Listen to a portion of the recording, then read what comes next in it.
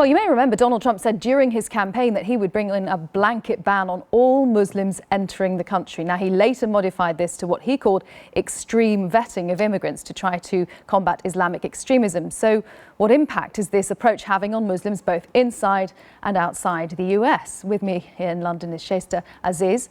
Zainab Chowdhury is a spokeswoman for American Islamic Relations. She joins me live from Washington. Warm welcome to both of you.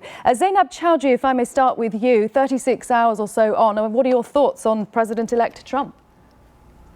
You know, it's a reality that is beginning to sink in. You know, the morning after the results were announced, I can tell you many American Muslims and Americans across the country did not sleep at all. So we didn't wake up to the next morning. We were already actually awake, monitoring the results coming in and the news, the reaction across the nation and around the world. And even though we were not expecting the results to be what they were, it is a reality that we accept. This was a democratic process. Even though the popular vote did go to Secretary Clinton, this was a democratic process, and we accept the fact that President-elect Trump will be the next president of the United States. The question is, where do we go from here? This has been one of the most toxic campaigns in American history, presidential campaigns in American history. There are many disenfranchised groups across the country, not only American Muslims, but women, Latinos, LGBTQ community, so many various groups who have been negatively impacted by some of the toxic rhetoric that we've heard throughout the campaign. And that's it's going to require a lot of healing. It's going to require a president who can be a president for all Americans and exemplify that through his policies. He did talk about that. We saw him yesterday with a very different tone. Were you at all comforted by his words saying he wanted to be the president for all Americans?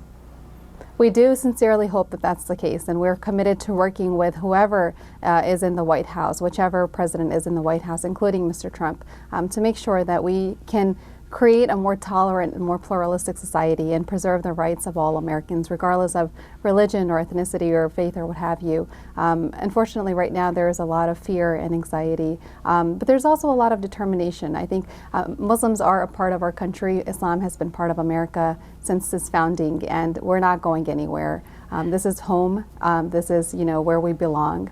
And even though there are factions across the country that are telling us that we don't belong here, we are determined to make our voices be heard. Shaista Aziz here with me in London. What are your thoughts as a Muslim from outside the United States looking in? Well, I agree with everything Zainab has said. Muslims are part of American society. They're part of the history of America. They haven't just suddenly arrived. They contribute greatly to the country, to the economy, to the culture of the United States of America. It is one of the most diverse nations in the world, and that's how we want it to remain. You know, the kind of rhetoric that we've been seeing in the run-up to this election has been staggering. Sadly, there are parallels with what's been going on here in the UK, which is my home, where I was born, in terms of what we've been witnessing in relation to Brexit, which has been an increase in hate crime. We're seeing already in the United States reported hate crime is on the rise. There's been already since the election result. I'm sure Zainab knows more about it than I do, but already in the Washington Post, for example, today, they're running a story about 2 Muslim women who wear a hijab who have been attacked. There's a whole spate of instances that have been documented by well-known journalists who look at issues around identity, and that's already the ugly side of this horror is already apparent, and I think this is something that needs to be dealt with and dealt with very quickly. And I mean, would you think very differently now under a President-elect Trump, perhaps about going to the United States? Do you view it as a country you'll no longer welcome in, for example? Well, first of all, the United States doesn't belong to Donald Trump, thankfully. It belongs to everybody who lives there. And like I said, it's one of the most diverse countries in the world. I have family there. They've contacted me since the elections, and I have friends there as well. It's not a country I would never set foot in. It's a country that I know, it's a country that I've travelled in. So, of course, I would not be put off from going there. But it has to be said that, you know, if this rhetoric continues and people feel unwelcome in their own country, then people like me who are not American, we are going to possibly think twice before actually getting on the flight and going there. And by the way, before we even get on the flight, we are now being subjected to extreme profiling as well at the airport, not only in the United Kingdom, but obviously when you land in the US as well, which is all part of this as well. Zainab Chowdhury, another thought from you. I mean, do you feel any less secure being a visible Muslim, a woman wearing the hijab? You know, many Muslims do feel more vulnerable. One of the messages that we've been amplifying in the aftermath of the election results is that for our communities to not be afraid.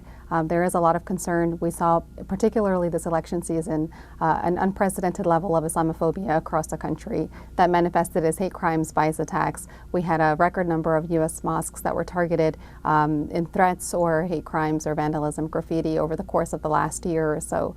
So there is a very real, tangible concern that this presidency, this new election results will manifest as more animosity and intolerance towards Muslims. But one message that we're pushing strongly is for our communities to not be afraid, to harness the concerns that we have and the fear that we might have into a positive direction and engage with like-minded organizations, groups, communities who are also concerned and afraid right now, and to make sure that we have a seat at the table, leverage our fears to make sure that we're doing everything we can to push back against the bigotry, against the intolerance, against the hatred. There have been a few hate crimes that have been reported since the results of the election were announced, and we are monitoring the situation very closely. But it's also important to point out that these are incidents that do not reflect the mood all across the country. We have had many supporters, many allies who've reached out to express support. I personally have been contacted by many friends and allies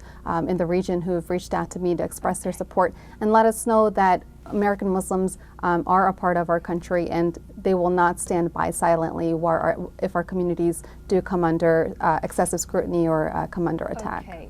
Zainab Chowdhury there in Washington, spokeswoman for American Islamic Relations, and Shaista Aziz, a freelance journalist here with me in London. Thank you very much to both of you.